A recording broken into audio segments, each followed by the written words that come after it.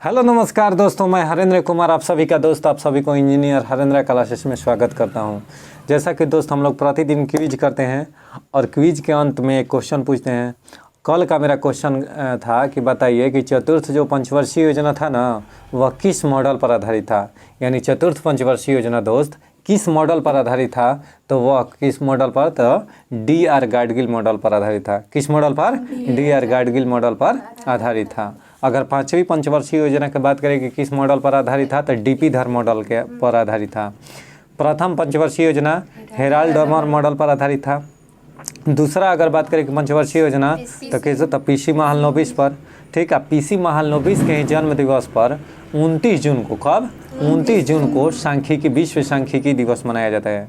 सांख्यिकी दिवस कब मनाया जाता है बाबू? 29 जून को। किसके जन्म दिवस पर? पीसी महालनोबिस के जन्म दिवस पर। खुद ही कहते हैं। अच्छा सर, तीसरी पंचवर्षीय योजना का है तो सुब्रमण्यन समिति के सिफारिश पर। कौन? सुब्रमण्यन समिति मतलब कि आधारित था मॉडल पर, सुब्रमण्यन मॉडल पर आधारित था। कौन सा? तृतीय पंचवर्षीय योजना। उम्मीद करते हैं कि अभी इतना क्वेश्चन समझ गए होंगे। हम लोग प्रतिदिन क्विज के स्टार्ट में जो होमवर्क दिया रहता है दोस्त, उसको पूछा जाता है दोनों टीम के द्वारा। यानी ये मेरा टीम ए हो गया, ये टीम बी हो गया।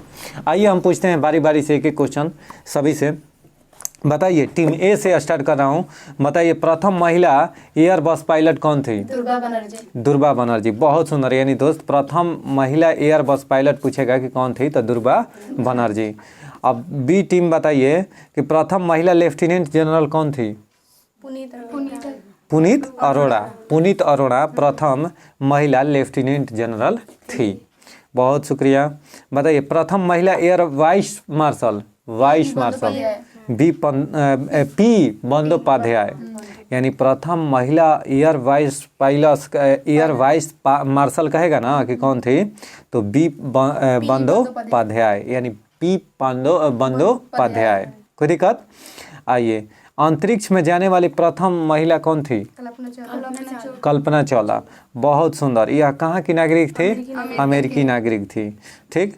अब बताइए, ऑस्कर पुरस्कार जीतने वाली प्रथम महिला? भानु अथैया। बहुत सुंदर, भानु अथैया को ऑस्कर पुरस्कार मिला था। ऑस्कर पुरस्कार के दोस्तों स्थापना की बात करें तो 1929 ईस्वी में ऑस्कर पुरस्कार का स्थापना हुआ था। यह फिल्म के क्षेत्र में दिया जाता है ऑस्कर पुरस्कार। किस क्षेत्र में? फिल्म के क्षेत्र में। बताइए, एशियाई खेलों में स्वर्ण पदक जीतने वाली प्रथम महिला कौन थी? कमलजीत संधू। बहुत सुंदर। यानी एशियाई खेल जो होता है दोस्त, अभी हाल ही में कौन सा खेल हुआ है? 19वीं एशियाई खेल। ठीक है, तो एशियाई खेलों में स्वर्ण पदक जीतने वाली प्रथम भारतीय अगर महिला पूछ दे कि कौन थी, तो कमलजीत संधू थी। बहुत बढ़िया। बताइए आप लोग कि दक्षिणी ध्रुव पर पहुंचने वाली प्रथम महिला कौन थी? रीना कौशल धर्म सकटू। रीना कौशल धर्म सकटू। यानी कहने का मतलब बाबू कि दक्षिणी ध्रुव पर पहुंचने वाली प्रथम महिला कौन थी? रीना कौशल धर्म सकटू। कोई दिक्कत है? कोई डाउट नहीं है? अच्छा सर, ध्यान से सुनिएगा बाबू। ठीक है, चलिए दोस्त, अब टीम ए बताएगा। बताइए, दक्षिणी ध्रुव पर पहुंचने वाली प्रथम महिला कौन थी? रीना कौशल धर्म सकटू। और दोस्त, रीना कौशल धर्म सकटू दक्षिणी ध्रुव पर पहुंचने वाली प्रथम महिला थी। अब ध्यान से सुनिएगा, दक्षिणी ध्रुव पर कौन है? तो अंटार्कटिका। ठीक है, अंटार्कटिका में अगर पूछ देगा कि कौन कौन शोध संस्थान का नाम बताइए, शोधशाला भारत की तरफ से कौन कौन स्थापित किए गए हैं, तो 3 अब तक। कितना? 3। कौन कौन सा? तो दक्षिण गंगोत्री, भारती और मैत्री। ठीक है, यानी दक्षिण गंगोत्री, भारती और मैत्री। ठीक है, ठीक। कोई दिक्कत है? यानी अगर बात करें कि दक्षिण गंगोत्री कब दोस्त, तो दक्षिण गंगोत्री 1983-84 में। कब? 1983-84 में। अगर 1990-92 के बीच में कौन शोधशाला, तो मैत्री। अब भारती कहेगा तो 2012 में। मैत्री 1990 से 92 में। अब भारती कहेगा कि शोध संस्थान कहाँ खोला गया अंटार्कटिका में, कब? तो 2012 में। याद हो क्या ना? ये हमेशा क्वेश्चन पूछता है। अब भारत का प्रथम शोधशाला अगर पूछ देगा ना कि उसका नाम क्या था, तो दक्षिण गंगोत्री। कौन सा? कब स्थापित किया गया था? 1983 से 84 ईस्वी में। अब बताइए, टीम बी की ओर से बताइए कि 7 प्रमुख सागर तैरकर पार करने वाली प्रथम महिला कौन थी? बुला चौधरी। बहुत सुंदर। कि 7 प्रमुख दोस्त 7 प्रमुख सागर तैरकर पार करने वाली प्रथम महिला कौन थी? बुला चौधरी। ठीक है, अगला क्वेश्चन बताइए कि गोबी रेगिस्तान पार करने वाली प्रथम महिला? सुचेता कड़ेथानकर, यानी सुचेता कड़ेथानकर जो थी गोबी रेगिस्तान पार करने वाली प्रथम महिला थी। अगर पूछेगा कि गोबी मरुस्थल कहाँ है तो चीन और मंगोलिया में। कहाँ पर है? चीन और मंगोलिया की सीमा पर है। ऐसे जनरली गोबी मरुस्थल जो है ना मंगोलिया में ही देता है, ठीक है, लेकिन उसका कुछ भाग चीन में भी पड़ता है। समझ में आ गया? टकला मकान मरुस्थल कहाँ है तो चीन में है। कहाँ पर है टकला मकान? 10 तेलुट मरुस्थल ईरान में। 10 तेलुट मरुस्थल। रब ए खालिद मरुस्थल सऊदी अरब में। रब ए खालिद मरुस्थल सऊदी अरब में। कोई दिक्कत है? ये सब मरुस्थल है। बताइए कि सबसे अधिक जनसंख्या वाला मरुस्थल कौन सा है? सबसे अधिक सघन जनसंख्या वाला मरुस्थल कहेगा तो थार। कौन सा? थार मरुस्थल, यानी सबसे अधिक सघन जनसंख्या वाला मरुस्थल बाबू बात करें ना तो थार मरुस्थल है। ठीक है, और थार मरुस्थल किस दो देश में है तो भारत और पाकिस्तान में। भारत के जो राजस्थान है और पाकिस्तान के कुछ पार्ट आ जाता है, इस एरिया में क्या है? थार मरुस्थल है। अब विश्व का सबसे अधिक जनसंख्या वाला पूछेगा ना कि सघन जनसंख्या वाला कौन मरुस्थल है तो थार है। समझ में आ गया बात? और ध्यान से सुनिए, थार मरुस्थल को पाकिस्तान में किस नाम से तो चोलिस्तान के नाम से जाना जाता है। समझ में आ गया ना? यानी जो हम लोग भारत में थार कहते हैं उसका थार मरुस्थल का जो पार्ट पाकिस्तान में पड़ता है ना तो उस सब चोलिस्तान के नाम से उसको पुकारता है। समझ में आ गया? आइए अगला क्वेश्चन टीम बी की ओर रहेगा। बताइए राज्यसभा की प्रथम महिला महासचिव कौन थी? राज्यसभा के प्रथम महिला महासचिव कौन थी? वीएस रमा देवी। ठीक है, वीएस रमा देवी। वीएस रमा देवी, कोई दिक्कत नहीं है, वीएस रमा देवी। अच्छा बताइए राज्यसभा के लिए नामांकित होने वाली प्रथम महिला फिल्म अभिनेत्री कौन थी? नरगिस दत्त। कौन थे? नरगिस दत्त। बहुत सुंदर। अंटार्कटिका पहुंचने वाली प्रथम महिला? अंटार्कटिका पहुंचने वाली प्रथम महिला कौन थी? दोस्त टीम बी लगता है कि आज झुकेगा। ठीक है, बताइए जल्दी से। 10 सेकेंड। 1 2 बस हो जाएगा। अंटार्कटिका पहुंचने वाली प्रथम महिला, चलिए टीम बी बताइए। मेहर मूसा। 1 पॉइंट से हार गई लोग। ठीक है दोस्त, यानी मेहर मूसा, यानी पॉइंट 1 पॉइंट इन लोग का गिर गया। मेहर मूसा थी। कौन थी? मेहर मूसा। कोई दिक्कत है? अंटार्कटिका पर पहुंचने वाली प्रथम महिला कौन थी? मेहर मूसा, याद कर लीजिएगा। बताइए साहित्य अकादमी पुरस्कार जीतने वाली प्रथम महिला कौन थी? अमृता प्रीतम। यानी साहित्य अगर अकादमी पुरस्कार के बात करें ना कि जीतने वाली प्रथम महिला कौन थी तो अमृता प्रीतम। और साहित्य के क्षेत्र में कौन कौन सा सम्मान दिया जाता है बाबू? तो ध्यान से सुनिएगा, भारत रत्न भी साहित्य के क्षेत्र में दिया जाता है, व्यास सम्मान भी साहित्य के क्षेत्र में दिया जाता है। कोई दिक्कत है? सरस्वती सम्मान भी, ठीक है, साहित्य के क्षेत्र में। अगर वाचस्पति पुरस्कार किस क्षेत्र में तो संस्कृत साहित्य के क्षेत्र में। संस्कृत साहित्य के क्षेत्र में वाचस्पति नहीं। कोई दिक्कत? आइए अगला क्वेश्चन, ओलंपिक खेलों में भाग लेने वाली प्रथम महिला कौन थी? किस टीम की ओर है आप लोग के? हाँ टीम बी। बताइए ओलंपिक खेलों में भाग लेने वाली प्रथम महिला कौन थी?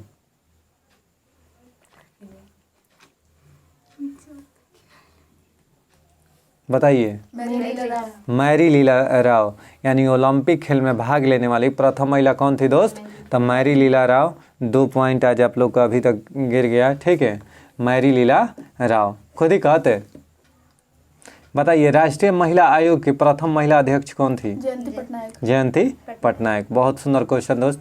राष्ट्रीय महिला आयोग की प्रथम महिला अध्यक्ष की बात करें कि कौन थी तो जयंती पटनायक।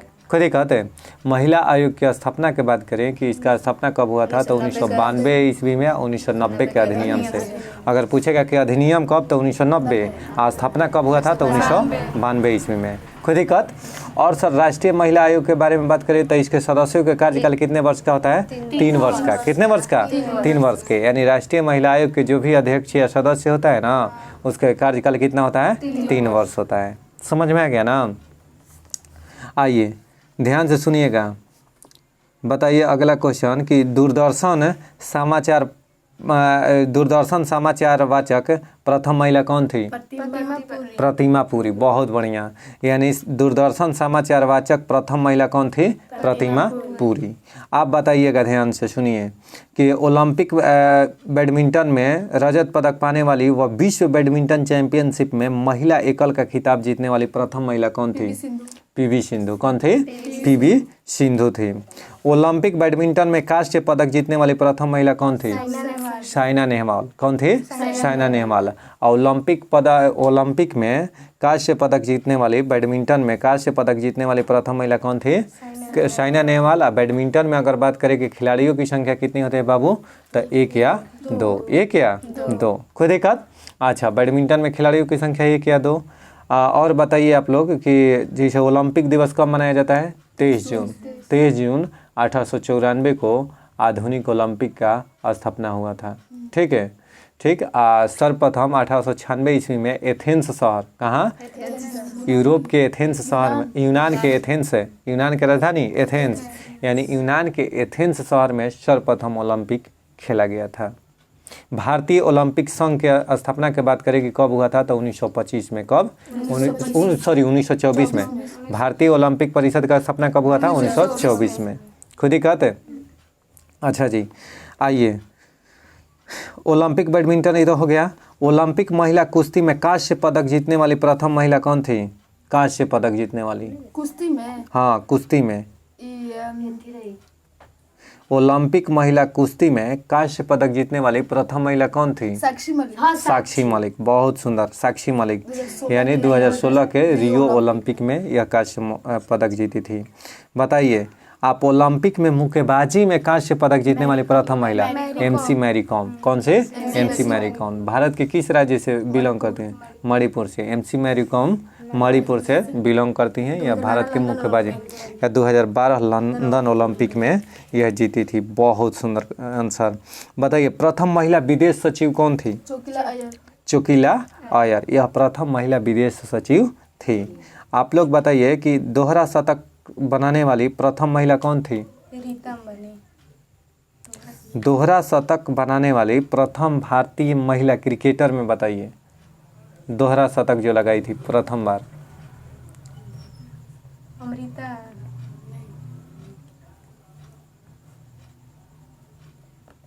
बताइए। मिताली राज। मिताली राज। यानी कौन सी थी? मिताली राज जो थी, मिताली राज अभी भी खेल रही है, अब संन्यास ले ली शायद। ठीक है, यह दोहरा शतक लगाने वाली प्रथम भारतीय महिला क्रिकेट हो गई। कोई दिक्कत है? चलिए दोस्त, अब बताइए कि ओलंपिक की जिम्नास्टिक प्रतिस्पर्धा के लिए क्वालिफाई करने वाली प्रथम महिला कौन थी? दीपा कर्माकर। दीपा कर्माकर थी। बहुत सुंदर आंसर, दीपा कर्माकर दोस्त ओलंपिक की जिम्नास्टिक प्रतिस्पर्धा के लिए क्वालिफाई करने वाली प्रथम महिला थी। अगर बात करें कि जिम्नास्टिक में खिलाड़ियों की संख्या कितने होता है, तो 8। जिम्नास्टिक में 8 और 5 किस में?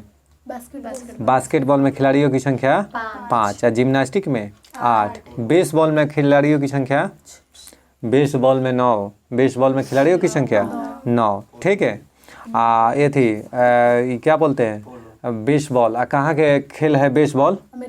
अमेरिका के राष्ट्रीय खेल कौन सा है? बेसबॉल। वॉलीबॉल कहेगा ना तो उसमें खिलाड़ियों की संख्या 6 होता है। वॉलीबॉल में खिलाड़ियों की संख्या 6। फुटबॉल, हॉकी और क्रिकेट में खिलाड़ियों की संख्या 11। फुटबॉल, हॉकी और क्रिकेट में खिलाड़ियों की संख्या बाबू 11। कोई डाउट? सबसे अधिक पूछे कि खिलाड़ियों की संख्या किस में होता है, तो रग्बी फुटबॉल में। कितना? 15 होता है। यानी रग्बी फुटबॉल में खिलाड़ियों की संख्या 15 होती है। ओके। गोल्फ में खिलाड़ियों की संख्या दोस्त, तो गोल्फ में खिलाड़ियों की संख्या 1 या 2। राइडर कप का संबंध किससे है? गोल्फ से है। टी शब्द किससे संबंधित है? तो गोल्फ से संबंधित है। टी शब्द कई बार क्वेश्चन पूछता है कि टी शब्द बताइए किस खेल से संबंधित है। आप लोग से दोस्त कमेंट बॉक्स में पूछ रहा हूँ कि क्यू शब्द किस खेल से संबंधित है। क्यू शब्द किस खेल से संबंधित है, आप लोग कमेंट बॉक्स में रिप्लाई कीजिए। ठीक है, आइए बाबू बताओ तो कि अंतर्राष्ट्रीय ओलंपिक समिति के सदस्य बनने वाली प्रथम भारतीय महिला कौन थी? नीता अंबानी। बहुत बढ़िया, नीता अंबानी। ठीक, अब बताइए कि 100 विकेट लेने वाली प्रथम महिला डायना ईदुल जी। बहुत सुंदर आंसर कि 100 विकेट लेने वाली प्रथम महिला कौन थी? डायना ईदुल जी थी। WTA टेनिस टूर्नामेंट में जीतने वाली प्रथम महिला कौन थी? सानिया मिर्जा। सानिया मिर्जा के संबंध किस खेल से है? टेनिस से, टेबल टेनिस से। ठीक है, टेनिस या टेबल टेनिस में खिलाड़ियों की संख्या 1 या 2 होता है। खुद ही कहते हैं। अच्छा जी, टेनिस से और कौन कौन सा संबंधित क्वेश्चन आता है तो ध्यान से सुनिएगा। टेनिस से अगर बात करें कि कौन कौन सा है बाबू, तो पहला 4 गो होता है टेनिस का। कौन कौन सा?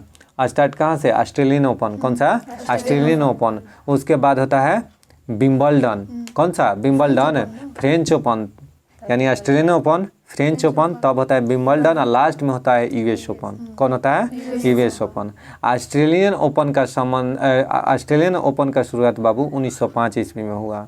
अगर पूछ दे कि सबसे पुराना कौन सा है तो विंबलडन। यानी सबसे पुराना अगर पूछ दे कि टेनिस का कौन सा खेल है बाबू, तो विंबलडन जो ओपिनियन होता है ना, ऑस्ट्रेलियन ओपन है, तो वैसे ही जो विंबलडन ओपन होता है, तो विंबलडन जो खेल है वह टेनिस का सबसे पुराना है। समझ में आ गया यहाँ तक? अब सर कौन कौन सा एक कोर्ट पूछता है कि किस कोर्ट पर यह खेला जाता है? ऑस्ट्रेलियन ओपन कहेगा तो हार्ड कोर्ट पर, ऑस्ट्रेलियन ओपन हार्ड कोर्ट पर। और लास्ट वाला एक ध्यान से देखिएगा, यूएस ओपन हार्ड कोर्ट पर, यानी शुरू और लास्ट दोनों हार्ड कोर्ट पर खेला जाता है। अगर फ्रेंच ओपन की बात करें तो यह फ्रेंच ओपन क्ले कोर्ट पर, फ्रेंच ओपन क्ले कोर्ट पर खेला जाता है। अगर बात करें कि विंबलडन तो ग्रास पर। विंबलडन जो खेल है ना, विंबलडन ओपन, यह ग्रास पर खेला जाता है। ग्रास माने समझ रहे हैं ना, घास पर, यानी ग्रास पर खेला जाता है। उम्मीद करते हैं दोस्त कि आप लोग चारों याद कर लिए होंगे। और ध्यान से सुनिए, ये सब पेपर का क्वेश्चन है, ये सब याद हो गया ना। यानी अगर चारों विंबलडन हो गया, यूएस ओपन हो गया, ऑस्ट्रेलियन ओपन हो गया, फ्रेंच ओपन, अगर पूछेगा कब कब खेला जाता है सर, तो ध्यान से सुनिएगा कब कब खेला जाता है। तो ऑस्ट्रेलियन ओपन जो है ना, जनवरी से फरवरी के मध्य खेला जाता है। मई जून में खेला जाता है कौन कौन सा? French Open. कौन? French Open. अगस्त सितंबर के बीच खेला जाता है कौन सा? विंबलडन। यूएस ओपन लास्ट में, यानी नवंबर लास्ट दिसंबर स्टार्ट में, यानी इस बीच में खेला जाता है कौन सा? US open. समझ में आ गया कि नहीं? कोई डाउट है? कोई दिक्कत? आइए, एशियाड में स्वर्ण पदक जीतने वाली प्रथम महिला कौन थी? किधर? एशियाड में स्वर्ण पदक जीतने वाली प्रथम महिला, अच्छा बताइए ना, कौन है? हाँ बोलो। विनेश फोगाट। ठीक है, कोई बात नहीं। यानी एशियाड में स्वर्ण पदक जीतने वाली प्रथम महिला कौन थी? विनेश फोगाट। बहुत बढ़िया। नॉर्मन बोरलॉग पुरस्कार से सम्मानित प्रथम महिला कौन थी? डॉक्टर अमृता पटेल। कब? 1992 में। बाप रे, ठीक है, बहुत बढ़िया। व्यक्तिगत ट्रैक मुकाबले में ओलंपिक फाइनल तक पहुंचने वाली प्रथम महिला, बहुत सुंदर, पीटी उषा। आप पीटी उषा के दोस्त फुल फॉर्म बताइए। आप लोग सुनिएगा, ध्यान से सुनिएगा, ठीक है? इसलिए बता रहा हूँ कि आपको अगर नहीं सुनिएगा हल्का सा भी तो समझिए कि खेला गड़बड़ा जाएगा। ध्यान से, पीटी उषा के फुल फॉर्म, पी से होता है पीला उला कांडी, पीला उला कांडी, ठीक है। और टी से होता है थे कपरामबिल, आ उषा लास्ट में है तो उषा। तो पीटी उषा का अगर फुल फॉर्म बात किया जाए दोस्त कि क्या होता है, तो पीला उला कांडी थे कपरामबिल उषा। समझ में आ रहा है ना? कोई दिक्कत है? और देखिए, मेरा कल का जो होमवर्क लूसेंट का बता रहा हूँ, सब्जेक्टिव जो लूसेंट है उसका, भारत में प्रथम जो पुरुष है ना, पुरुष के जितना है दोस्त, पुरुष का जितना है वही कल पूछेंगे। यानी पुरुष में 38 तक इंग्लिश चैनल को पार करने वाली प्रथम भारतीय महिला मिहिर सेन थी। यानी एक साइड जितना दिया है ना उतना तक हम पूछेंगे। पुरुष नहीं, जो पुरुष में हम बोले हैं कि भारत में प्रथम जो पुरुष है ना दोस्त, तब पुरुष वाला में कि एक साइड आपको टोटल याद करना है। कोई दिक्कत है? कल आप भी तैयार रहिएगा। जो ही क्वेश्चन पूछते हैं जिस क्यूज में जिस हो, तो आप उधर से कमेंट बॉक्स के माध्यम से दीजिए या अपने आप में बोल लीजिए। कोई दिक्कत है क्या? नहीं तो आराम से देखते रहिए वीडियो और देखिए। अब जो क्यूज चालू हो रहा है, अभी जाइएगा नहीं कहीं, ठीक है? भारत में आधुनिक शिक्षा का जन्मदाता किसे कहा जाता है बाबू? तो चार्ल्स ग्रांट को। किसको? चार्ल्स ग्रांट को। भारत में आधुनिक शिक्षा के जन्मदाता कहे तो किसको? चार्ल्स ग्रांट को। अब भारत में अंग्रेजी शिक्षा का अगर विस्तार पूछा जाए ना तो लॉर्ड मैकाले के द्वारा किया गया था। लॉर्ड मैकाले के सुझाव पर। किसने लागू किया था भारत में अंग्रेजी शिक्षा? भारत में अंग्रेजी शिक्षा लॉर्ड मैकाले के सुझाव पर किसने लागू किया था? लॉर्ड रिपन कि लॉर्ड डलहौजी? बताइए, कमेंट बॉक्स में कीजिए दोस्त। किस वर्ष उड़ीसा बिहार से पृथक हुआ था? तो 1936 में। 1936 में, यानी 1 अप्रैल 1936 को उड़ीसा बिहार से अलग हुआ था। इसीलिए 1 अप्रैल को उत्कल दिवस मनाया जाता है। कौन सा दिवस? उत्कल दिवस। कोई दिक्कत है? यानी 1 अप्रैल को उत्कल दिवस के रूप में मनाया जाता है क्योंकि 1 अप्रैल 1936 को उड़ीसा का गठन हुआ था। ठीक है, ध्यान से सुनिएगा। काकोरी ट्रेन डकैती कांड के नायक कौन थे? तो राम प्रसाद बिस्मिल्ला। काकोरी जो ट्रेन डकैती है उसको ध्यान से सुनिए, वह कब घटना हुआ था? तो 9 अगस्त 1925। कब? 9 अगस्त 1925। दोस्त, इसका डेट लड़का नहीं याद करता है, जबकि पेपर में, दरोगा में या बिहार पुलिस में या अन्य एग्जाम में इसका डेट जरूर पूछ रहा है। इसलिए याद रखेगा कि यह काकोरी जो ट्रेन डकैती हुआ था यह 9 अगस्त 1925 को हुआ था। कोई दिक्कत है? तो अगर बात करें कि काकोरी ट्रेन डकैती कांड के नायक कौन थे तो राम प्रसाद बिस्मिल्ला। कौन थे? राम प्रसाद बिस्मिल्ला।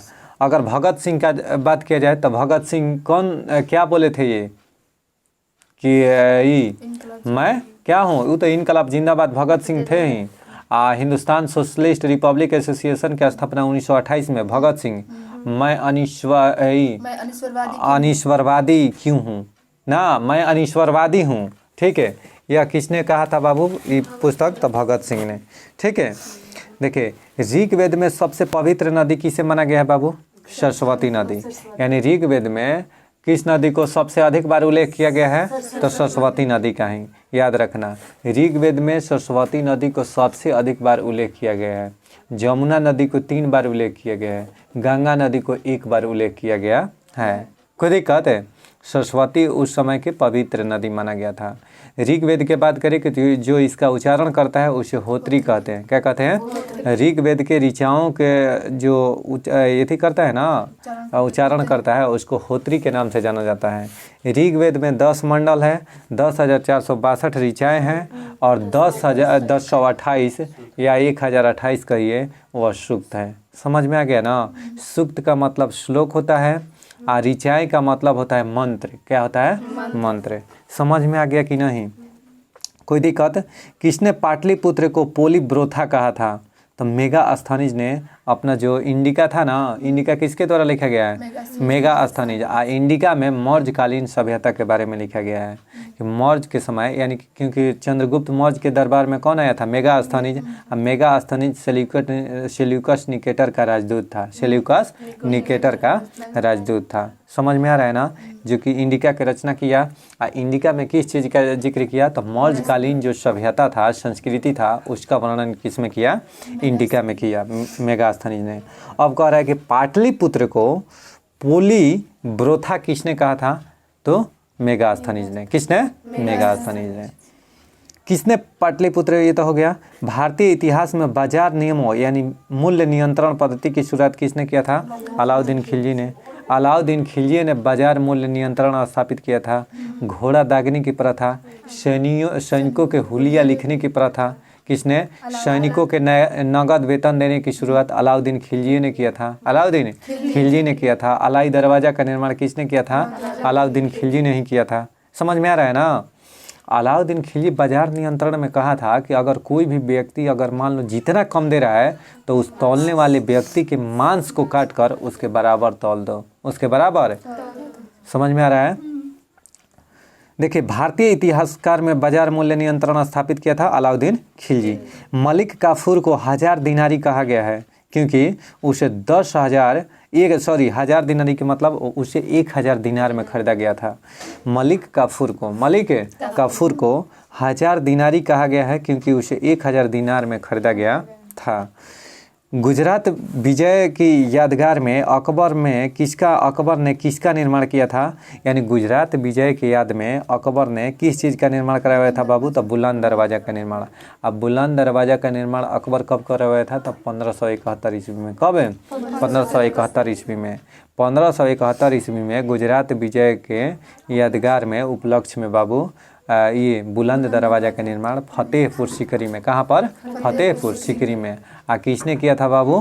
तो अकबर ने। किसने? अकबर ने। फतेहपुर सीकरी किस राज्य में है? तो उत्तर प्रदेश में। फतेहपुर सीकरी कहाँ है? उत्तर प्रदेश में है। कोई दिक्कत है? दीन ए इलाही नामक नया धर्म किसके द्वारा शुरू किया गया था? तो अकबर के द्वारा। यानी दीन ए इलाही नामक नया धर्म का शुरुआत किसके द्वारा किया गया था बाबू? अकबर के द्वारा। दहसाला बंदोबस्त किससे संबंधित है? टोडरमल से। दहसाला बंदोबस्त किससे संबंधित है? टोडरमल से।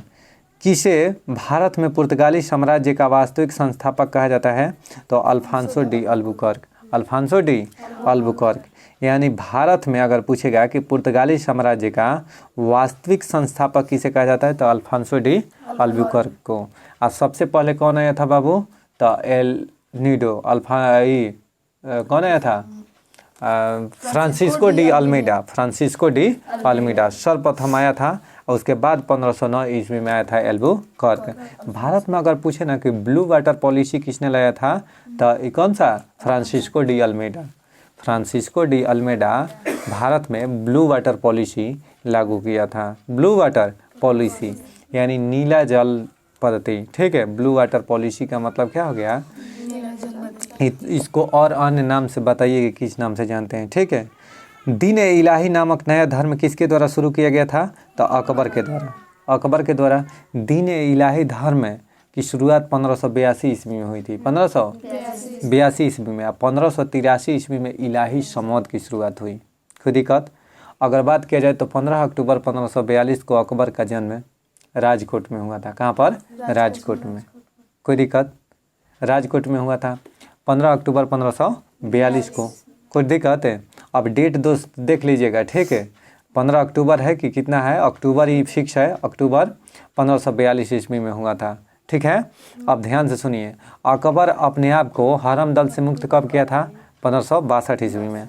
अकबर हरम दल से मुक्त कब हुआ था? 1562 ईस्वी में। 1562 ईस्वी में ही तीर्थ यात्रा कर समाप्त किया था। तीर्थ यात्रा कर, ठीक है, 63 में समाप्त किया था। 1563 में। दास प्रथा का अंत कब किया था? 62 में। दास प्रथा से मुक्त कब किया था? तो 62 में। अच्छा सर, 1563 में तीर्थ यात्रा 30 से 63 तीर्थ यात्रा कर। समझ में आ रहा है ना? अगर 64 में 1564 में बात करें तो इसमें दास प्रथा का अंत किया था 1564 में। 1562 में दोस्त ध्यान से सुनिएगा। 1562 में एक तो हरम दल से मुक्त हुआ था और दूसरा कौन सा उसने समाप्त किया था? और बताइए कमेंट बॉक्स में। अच्छा, 1500 अगर बात किया जाए कि 75 ईस्वी में तो इबादत खाना की स्थापना अकबर कब किया था? 1575 ईस्वी में। अब 1578 ईस्वी में इबादत खाना में सभी धर्मों के लोगों का प्रवेश। कोई दिक्कत? हाँ, जजिया कर समाप्त कब किया था? 1562 में। शुक्रिया, समझ में आया ना? यानी जजिया कर हरम दल से मुक्त कब हुआ था? 1562 में। 63 में कौन सा? तीर्थ यात्रा कर। 64 में दास प्रथा का अंत किया था 1564 में। ठीक है, 1570 में 75 में बात करें तो किसका स्थापना किया था? इबादत खाना की स्थापना किया था। इबादत खाना में सभी धर्मों का प्रवेश कब? 1578 ईस्वी में। अब 1500 अगर बात किया जाए कि सर 82 में क्या हुआ था? तो दीन ए इलाही की स्थापना हुआ था। दीन ए इलाही की स्थापना कब? 1582 ईस्वी में। अब 1583 ईस्वी में इलाही संवत की शुरुआत हुई थी। कोई दिक्कत? अब ध्यान से सुनिए दोस्त आगे कि इससे ये तो हो गया। भारत में प्रथम रेल लाइन निम्न में से किसने बिछवाई थी? तो जॉन क्लार्क ने। अगर पूछेगा कि भारत में प्रथम रेल लाइन किसने बिछाया था? तो जॉन क्लार्क ने। किसने? जॉन क्लार्क ने। किसके शासनकाल में रेलवे लाइन बिछना शुरू हुआ था? तो लॉर्ड डलहौजी के शासनकाल में। अगर रेलवे का सबसे ज़्यादा पूछा जाए कि जाल किस में यानी विस्तृत रूप किस में लिया, तो लॉर्ड रिपन के शासनकाल में, कर्जन के कार्यकाल में, यानी लॉर्ड कर्जन के कार्यकाल में रेलवे का सर्वाधिक विस्तार हुआ था। भूदान आंदोलन किसने प्रारंभ किया था? तो विनोबा भावे ने। भूदान आंदोलन कहाँ से बाबू? तो मद्रास साइड से किसने प्रारंभ किया था? ठीक है। पौनार आश्रम किससे संबंधित है? विनोबा भावे से, पौनार आश्रम। ठीक है। सरदार वल्लभ भाई पटेल की तुलना किससे की जाती है? तो बिस्मार्क से। सरदार वल्लभ भाई पटेल की तुलना किससे की जाती है? बिस्मार्क से। ठीक है। यानी बिस्मार्क को, जैसे भारत का बिस्मार्क किसे कहा जाता है? तो सरदार वल्लभ भाई पटेल को। लौह एवं रक्त की नीति किसने अपनाया था भारत में? तो सरदार वल्लभ भाई पटेल। इन्हीं के जन्म दिवस पर 31 अक्टूबर को राष्ट्रीय एकता दिवस मनाया जाता है। राष्ट्रीय एकता दिवस मनाया जाता है। सरदार वल्लभ भाई पटेल ने ही 1928 में बारदोली सत्याग्रह किए थे। बारदोली सत्याग्रह किए थे कब? 1928 ईस्वी में। किसने? सरदार वल्लभ भाई पटेल। कोई दिक्कत है? कोई डाउट? ठीक है। चलिए दोस्त आगे देखिए। भारत में सहायक संधि का जन्मदाता किसे कहा जाता है? डुप्ले को। किसको? डुप्ले को। अगर सहायक संधि की बात करें ना कि जनक, तो डुप्ले को कहा जाता है। सहायक संधि दिया था सिद्धांत डुप्ले ने, लेकिन लागू किया था वेलेजली ने। यानी सहायक संधि स्वीकार करने वाला प्रथम अगर गवर्नर की बात करें तब लॉर्ड वेलेजली था। लॉर्ड, लेकिन हाँ, यानी सहायक संधि का अगर जन्मदाता कि सहायक संधि किसने प्रस्ताव दिया था? तो डुप्ले ने। किसे? डुप्ले को कहा जाता है। सिकंदर ने भारत पर कब आक्रमण किया था? 326 ईसा पूर्व में। 326 ईसा पूर्व में सिकंदर ने भारत पर आक्रमण किया था। और सिकंदर के पिता के नाम क्या था? फिलिप। सिकंदर के पिता का नाम फिलिप था। एक फिलिप्स वक्र होता है, याद आ रहा है? एक फिलिप्स वक्र होता है। फिलिप्स वक्र अर्थशास्त्र में वो क्या दर्शाता है? कई बार पेपर में पूछा है। तो वह बेरोजगारी का दर्शाता है, बेरोजगारी के आंकड़ा पेश करता है। कौन सा? फिलिप्स वक्र। यानी फिलिप्स वक्र के द्वारा भारत के बेरोजगारी के या कोई भी देश के बेरोजगारी के डाटा को फिलिप्स वक्र द्वारा दर्शाया जाता है। समझ में आ रहा है ना? अब फिलिप्स का रेडियो एक आता है। फिलिप्स का रेडियो आता है, तो उससे याद कर लीजिए कि फिलिप्स का रेडियो आता है ना बाबू। तो फिलिप्स के रेडियो कौन सुनता है? बेरोजगार आदमी। बेरोजगार जे रहेगा वही ना, जिसके पास टाइम रहेगा सफिशिएंट, तो सुनेगा फिलिप्स का रेडियो। कोई दिक्कत? तो फिलिप्स वक्र का संबंध किससे है? बेरोजगारी से। अगर फिलिप किसके पिता का नाम था? तो सिकंदर के पिता का नाम। ठीक है।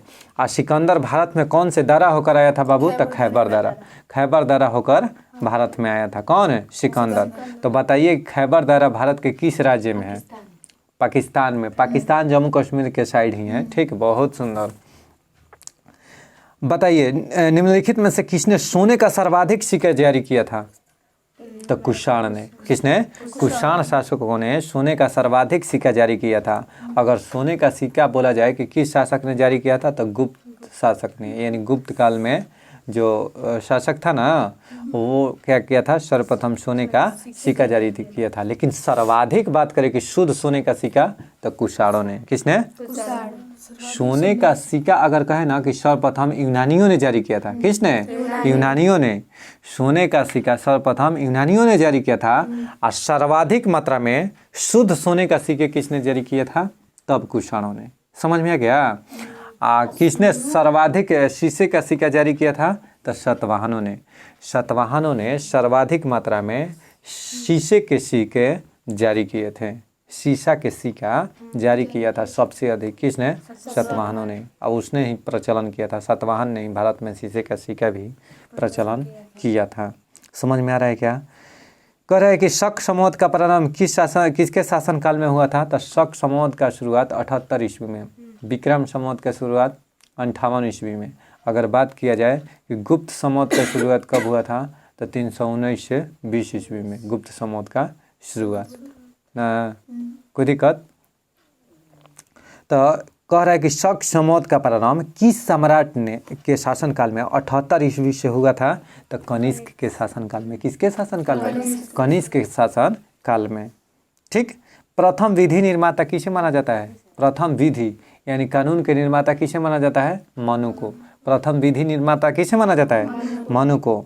अपने काल में महान संगीतज्ञ तानसेन ने किसके दरबार में थे? यानी जो तानसेन संगीतकार थे, तानसेन किसके दरबार में थे? अकबर के दरबार में। किसके बाबू? अकबर के दरबार में। सिख धर्म के संस्थापक किसे माना जाता है? गुरु नानक को। गुरु नानक को सिख धर्म का संस्थापक माना जाता है। गुरु नानक का जन्म 1469 ईस्वी में तलवंडी में हुआ था। तलवंडी कहाँ है बाबू? तो गुजरात में। कहाँ पर? गुजरात में। यानी गुजरात के तलवंडी में गुरु नानक का जन्म हुआ था। गुरु नानक का जन्म गुजरात में तलवंडी है कि पंजाब में? कमेंट बॉक्स में रिप्लाई कीजिएगा। ठीक है, कि तलवंडी पाकिस्तान में है, याद रखिएगा। तीनों जगह ऑप्शन है आपको, कहाँ पर आप बताते हैं। ठीक है, कमेंट बॉक्स में ज़रूर मारिएगा। ठीक। तो जो गुरु नानक का जन्म तलवंडी जो वर्तमान है ना, वह कहाँ है बाबू? पाकिस्तान में। कहाँ है? पाकिस्तान में। ठीक है, पंजाब प्रांत में है, पाकिस्तान के पंजाब प्रांत में, वहीं पर है। 1539 ईस्वी में करतारपुर में क्या हुआ था? इनका मृत्यु हुआ था। करतारपुर में मृत्यु हुआ था। तो ध्यान से देखिए, अब करतारपुर कहाँ है और तलवंडी कहाँ है, आपको जल्दी से बताइए। ठीक है, आप लोग जल्दी से बताइए। ठीक है। देखो दोस्त, जो करतारपुर जो है ना, यानी करतारपुर और तलवंडी दोनों पाकिस्तान के पंजाब प्रांत में ही है। पाकिस्तान के पंजाब प्रांत में ही है। ठीक है, पाकिस्तान में भी पंजाब है, भारत में भी पंजाब है। तो जो तलवंडी और करतारपुर दोनों कहाँ है? पाकिस्तान में ही है। अब पाकिस्तान के किस प्रांत में बाबू? पंजाब प्रांत में। ठीक है। शक समौत का प्रारंभ 78 ईस्वी में, ये तो हो गया है। अपने काल के तो हो गया प्रथम। देखो, किस सातवाहन नरेश ने गाथा सप्तशती नामक एक महत्वपूर्ण कृति की रचना किया था? तो हाल ने। किसने? हाल ने। हाल ने गाथा सप्तशती नामक महत्वपूर्ण, यह सातवाहन नरेश था यानी राजा था, जो रचना किया था। किसने? हाल ने गाथा सप्तशती। ठीक। तैमूर लंग ने किस वर्ष भारत पर आक्रमण किया था? 1398 ईस्वी में। कब है? तैमूर लंग ने भारत पर कब आक्रमण किया था? 1398 ईस्वी में। दिल्ली के प्रसिद्ध जामा मस्जिद का निर्माण किसने किया था? तो शाहजहां ने। किसने? शाहजहां ने। मुमताज महल का असली नाम क्या था? अर्जुमंद बानो बेगम। अर्जुमंद बानो बेगम। अब मुमताज महल की ही याद में शाहजहां ने ताजमहल बनवा दिया कि लाल किला बनवा दिया? क्या बनवाया था? अरे ताजमहल किसके याद में? मुमताज बेगम यानी अर्जुमंद बानो बेगम, उसी के याद में ताजमहल बनवा दिया। तो तुम किन के दे देना कैमरा मास्टर? हाँ, अरे बाप रे। ठीक है। आदि ग्रंथ किसने संकलित किया था? तो गुरु अर्जुन देव ने। किसने? गुरु अर्जुन देव ने आदि ग्रंथ संकलित किया था। आदि ग्रंथ किसने संकलित किया था? तो गुरु अर्जुन देव ने। ठीक है, आदि ग्रंथ की रचना किया था गुरु अर्जुन देव ने। और गुरु अर्जुन देव सिखों के पांचवें गुरु थे। पांचवें गुरु थे। इनको फांसी पर जहांगीरवा ने खुसरो की सहायता ना को दिक्कत। स्वामी दयानंद सरस्वती का मूल नाम क्या था बाबू? तो मूल शंकर। दयानंद सरस्वती का मूल नाम। स्वामी दयानंद सरस्वती ने किस धर्म की स्थापना किया था? आज समाज की स्थापना। आज समाज की स्थापना कब? 1875 ईस्वी में। कभी कहते बहुत सुंदर। अब ब्रह्म समाज की स्थापना कब हुआ था? 1828 में। कौन किया था? राजा राम मोहन राय। राजा राम मोहन राय ने कब इनका जन्म हुआ था बाबू? 1772 में। राजा राम मोहन राय की मृत्यु कब हुआ था? 1833 में। कहाँ हुआ था? ब्रिस्टल, इंग्लैंड में। ब्रिस्टल, इंग्लैंड को ही ब्रिटेन कहते हैं, याद रखना। ब्रिटेन के ब्रिस्टले में हुआ था। अब समझ में आ गया ना? ब्रिटेन बी से ब्रिस्टले और बी से ब्रिटेन को दिक्कत है। स्वामी दयानंद सरस्वती आर्य समाज की स्थापना 1875 ईस्वी में किए थे। ठीक। नियुक्ता में से कौन सा युद्ध था जिसने भारत में ब्रिटिश प्रभुत्व का आरंभ किया था? तो प्लासी का युद्ध। प्लासी का युद्ध। यानी निम्नलिखित में से कौन सा युद्ध बाबू था, कौन सा युद्ध था जिसे भारत में ब्रिटिश प्रभुत्व का प्रारंभ किया था? प्लासी का युद्ध। अब प्लासी नामक जगह कहाँ है बाबू? तो पश्चिम बंगाल में। कहाँ है? पश्चिम बंगाल में। 23 जून 1757 को प्लासी का युद्ध हुआ था। 23 जून 1757 को प्लासी का युद्ध हुआ था। इसमें रॉबर्ट क्लाइव और सिराजुद्दौला के बीच हुआ था। सिराजुद्दौला का जो सेनापति था मिर्जाफर, उसके धोखाधड़ी से सिराजुद्दौला की हार हुई। इसमें अंग्रेजों की तरफ से नेतृत्व कौन कर रहा था? Robert Clive. रॉबर्ट कोई दिक्कत। बक्सर का युद्ध 1764 ईस्वी में हुआ था। कब है? 1700। अब बक्सर के युद्ध के उपरांत नहीं अंग्रेजों ने पूर्णतः भारत पर अधिपत्य स्थापित कर लिया। कोई दिक्कत है। बक्सर के युद्ध में अंग्रेजों का नेतृत्व कौन कर रहा था? Hector Munro. Hector Munro. कोई दिक्कत है। आइए, आदि ग्रंथ किसने संकलित किया था? तो गुरु अर्जुन देव। हर्यक वंश के किस शासक को कुणी के नाम से जाना जाता है? अजात शत्रु को कुणी के नाम से। अजात शत्रु का उपनाम क्या था? कुणिक था। अजात शत्रु का अर्थ क्या होता है? तो शत्रु का विनाशक। शत्रु का विनाशक। नंद वंश का संस्थापक कौन था? महापद्यनंद। नंद वंश का संस्थापक महापद्यनंद। जैन परंपरा के अनुसार जैन धर्म में कुल कितने तीर्थकर हुए हैं बाबू? तो 24। 23वें तीर्थकर पार्श्वनाथ। प्रथम तीर्थकर कौन थे? तो ऋषभ देव। अगर 24वां बोला जाए तो महावीर। कौन? महावीर। निम्नलिखित में से वह शासक कौन था जो विक्रमादित्य के नाम से भी जाना जाता है? तो चंद्रगुप्त द्वितीय। चंद्रगुप्त, इसको विक्रमादित्य के नाम से भी जाना जाता है। खुद दिक्कत। महमूद गजनवी ने भारत पर कितनी बार आक्रमण किया था? 17 बार। ठीक है, महमूद गजनवी ने भारत पर कितनी बार? 17 बार। और सोमनाथ मंदिर पर कब अटैक किया था? 1025 में। 1025 में। महमूद गजनवी ने भारत में सर्वप्रथम आक्रमण किस शासक के विरुद्ध और कब किया था? जयपाल के विरुद्ध। कब? 1001 ईस्वी में। 1001 ईस्वी में। 1001 ईस्वी में राजा जयपाल के विरुद्ध आक्रमण किया था। क्यों दिक्कत है? 16 बार हार गया, उसके बाद में 17वां बार, ठीक है, और 17वां बार सोमनाथ मंदिर पर आक्रमण किया था। तो सोमनाथ मंदिर पर, ठीक है, 16वां बार, ठीक है, 16वां बार आक्रमण किया था। तो 17वां बार तो फिर आया था। ठीक है, ठीक है, जाटों के विरुद्ध में। तो बताइए, जो 16वां बार आक्रमण किया तो 16वां बार में उसको 1025 में सफलता मिला था सोमनाथ मंदिर। तो सोमनाथ मंदिर किस राज्य में था बाबू? गुजरात में। किस देवता के? तो गुजरात के सौराष्ट्र में किस देवता का मंदिर है? शिव का कि विष्णु का? शिव जी का मंदिर है। किसका? शिव का ही मंदिर है। ठीक है, सोमनाथ मंदिर किस देवता का मंदिर है? अब बताइए कि उस सोमनाथ मंदिर को जो है उस समय वहाँ के शासक कौन थे? जो सोमनाथ मंदिर किसके देखरेख में थे? तब भीमदेव प्रथम। भीमदेव प्रथम। समझ में आ रहा है ना? उस समय वहाँ के शासक थे कौन? भीमदेव प्रथम। इसी के शासनकाल में कौन किया था आक्रमण? महमूद गजनवी। आइए, किस मुगल बादशाह को जिंदा पीर के नाम से जाना जाता है? औरंगजेब को जिंदा पीर के नाम से जाना जाता है। औरंगजेब की मृत्यु 1707 ईस्वी में हुई थी। औरंगजेब नगाड़ा बजाता था। गलती है कि सही? अकबर नगाड़ा बजाता था, औरंगजेब वीणा बजाता था। वीणा को देखकर क्या ख्याल है? सबसे पुराना वाद्य यंत्र पूछ दिया जाए तो वीणा। कौन सा ऐसा वाद्य यंत्र है जिस पर सभी राग बजाए जा सकते हैं? तो बांसुरी। कौन है? बिस्मिल्लाह खां का संबंध किससे? शहनाई वादक। अब बांसुरी से कौन है? हरिप्रसाद चौरसिया।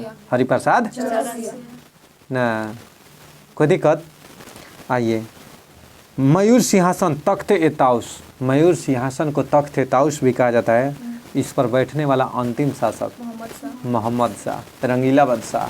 मोहम्मद शाह को रंगीला बादशाह। लंपट मूर्ख जहांदार साहबा। जहांदार शाह। मोहम्मद शाह को रंगीला बादशाह। ठीक है, मोहम्मद शाह को रंगीला बादशाह। इसी के शासनकाल में नादिर शाह, ईरान का नेपोलियन। नादिर शाह को ईरान का नेपोलियन कहा जाता है। भारत में सर्वप्रथम 1739 ईस्वी में आक्रमण है। कब है? 1739 ईस्वी में भारत पर आक्रमण किया। कौन है? नादिर शाह। ठीक है, नादिर शाह को क्या कहा जाता है भारत का? भारत में कहा? ईरान का नेपोलियन कहा जाता है। हाँ, बहुत सुंदर। भारत का कुछ ना गे था। कोई दिक्कत है? तो तो ये कौन था? तो ईरान का नेपोलियन किसे कहा जाता है? नादिर शाह को। कब आक्रमण किया था? 1739 ईस्वी में। नादिर शाह ने भारत पर 1739 ईस्वी में आक्रमण किया था। उसी समय मोहम्मद शाह भारत में दिल्ली पर शासन कर रहा था। तो आके यहाँ से लूट ले गया। कौन कौन सा? तो तख्ते ताऊ से यानी मयूर का सिंहासनों ले गया, आ कोहिनूर हीरा दोनों लेकर चल गया। कोई दिक्कत है? तो वहीं जब लेके चलिए गया तख्ते ताऊ से, मयूर का सिंहासन राजा जिस पर बैठता था वहीं लेके गायब हो गया। तो अंतिम बैठने वाला कौन है? मोहम्मद शाह। बेचारा रंगीला आदमी कहा कि ले जाओ, जाओ हमको छोड़ दो, ले जाओ। ले गया, हंसता खेलता। ठीक है, हम बोरा बिछा के बैठ लेंगे। भारत के आदमी पहले ही से एडजस्ट कर लेते हैं। जी साहब गलत मत समझिएगा। वो बोला कि तख्ते ताउस ले जाओ भाई, लड़ाई मत करो, बोरा पर बिछा के हम सो लेंगे। वेदों की ओर लौटो किसने नारा दिया था? तो दयानंद सरस्वती ने। किसने? दयानंद। वेदों की ओर लौटो, दयानंद सरस्वती। स्वामी विवेकानंद का मूल नाम क्या था? नरेंद्र नाथ दत्त। स्वामी विवेकानंद के जन्म दिवस पर ही 12 जनवरी को राष्ट्रीय युवा दिवस मनाया जाता है। राष्ट्रीय अंतर्राष्ट्रीय युवा दिवस 12 अगस्त को मनाया जाता है। और 7 अगस्त को भाला फेंक दिवस। कौन फेंक दिवस? भाला फेंक दिवस।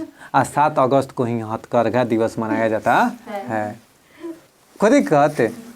आइए, स्वामी विवेकानंद को देखकर और क्या ख्याल आया? बेलूर मठ के अगर स्थापना की बात करें तो 1887 में स्वामी विवेकानंद ने ही किया था। और रामकृष्ण मिशन की स्थापना 1897 में स्वामी विवेकानंद ने ही किए थे। अच्छा, स्वामी विवेकानंद भारत से ये थे सैन फ्रांसिस्को। अमेरिका कब गए थे बाबू? 1893 में। 1893 में वहाँ सैन फ्रांसिस्को कहाँ है? अमेरिका में है। वहाँ जाकर इसने हिंदू धर्म सम्मेलन में भाग लिए। ठीक है, शिकागो में। कहाँ पर? शिकागो में। सैन फ्रांसिस्को नहीं दोस्त, शिकागो में। ठीक है, इसने भाग लिए। और शिकागो में जब भाग लिए ना तो वहीं पर यह भाषण दिए। अब भाषण दिए और उसके बाद इनको कहा गया तूफानी हिंदू। तूफानी हिंदू के नाम से किसे जाना गया? स्वामी विवेकानंद को। ठीक। महात्मा गांधी ने करो या मरो का नारा किस आंदोलन में दिया था? तो भारत छोड़ो आंदोलन। भारत छोड़ो, दिल्ली चलो का नारा किसने दिया था? सुभाष चंद्र बोस। कब? 1943 में, 1943 ईस्वी में। हम बताए थे इसको पिछले क्विज में। खुद ही कहते हैं। अच्छा, भारत की, हाँ, सिंगापुर में। भारत की आज़ादी के समय कांग्रेस के अध्यक्ष कौन थे? तो जेबी कृपलानी। यानी 1947 में भारत के कांग्रेस के अध्यक्ष कौन थे? 1948 में पटाभी सीतारामैया बन गए। ठीक है, ठगों के दमन का श्रेय किसको दिया जाता है बाबू? तो लॉर्ड स्लीमैन को, कर्नल स्लीमैन को ठगों के दमन का श्रेय दिया जाता है। जो ठग थे ना वो काली देवी की पूजा करते थे। जैन परंपरा के अनुसार महावीर कौन से तीर्थंकर थे? तो 24वें थे। अलबरूनी किसके शासनकाल में इतिहासकार था? किसका मतलब अलबरूनी ने कौन तहकीक हिंद ना, इसकी रचना किसने किया था? अलबरूनी ने। और किसके शासनकाल में यह है? बोलो किसके साथ आया था बाबू? तो महमूद गजनवी के साथ। किसके साथ? महमूद गजनवी के साथ आया था, जिसने तहकीक हिंद। और इसको अन्य किस नाम से जानते हैं? ठीक है, तहकीक हिंद। और इसको बताइए, अलबरूनी किसके शासनकाल में इतिहासकार था? तो महमूद गजनवी के। विजयनगर के महान साम्राज्य के अवशेष कहाँ पाए जाते हैं? तो हम्पी में। विजयनगर का अवशेष कहाँ? हम्पी में। कौन से नदी के किनारे? तुंगभद्रा नदी के किनारे। यह एक खंडहर है। कैसा है? खंडहर है। बता सकती हो कि विजयनगर साम्राज्य का स्थापना कब और किसने किया था? हरिहर और बुक्का ने। कब? 1336 ईस्वी में। कब? देखिए, विजयनगर की स्थापना 1336 ईस्वी में हरिहर और बुक्का ने किया था। विजयनगर पर 4 वंश कौन कौन सा? संगम, शिलू, तिलू और वीडू। तो सर्वप्रथम किस वंश? तो हरिहर और बुक्का ने अपने पिता संगम के नाम पर संगम वंश की स्थापना किया था। कौन से? संगम वंश की स्थापना किया था। ठीक है, तो संगम वंश के संस्थापक कौन? हरिहर और बुक्का। ठीक है, और उसके बाद में संगम शिलू तो नरहरि कौन है? नरहरि कहा जा रहा है। नरसिंह कौन? नरसिंह। और वीर नरसिंह कौन थे? इसका तुलु वंश के वीर नरसिंह। और वीडू का तोरमार। कोई दिक्कत है? इसका संस्थापक थे। विजयनगर के मुद्रा की बात करें तो कौन था मुद्रा बाबू? तो हुड़। विजयनगर के मुद्रा का नाम क्या था? अब पैगोडा कहाँ का था? ये बहमानी बहमानी राज्य के मुद्रा के क्या नाम था? विजयनगर के मुद्रा के नाम क्या था? विजयनगर के मुद्रा का नाम पैगोडा था कि बहमानी का था?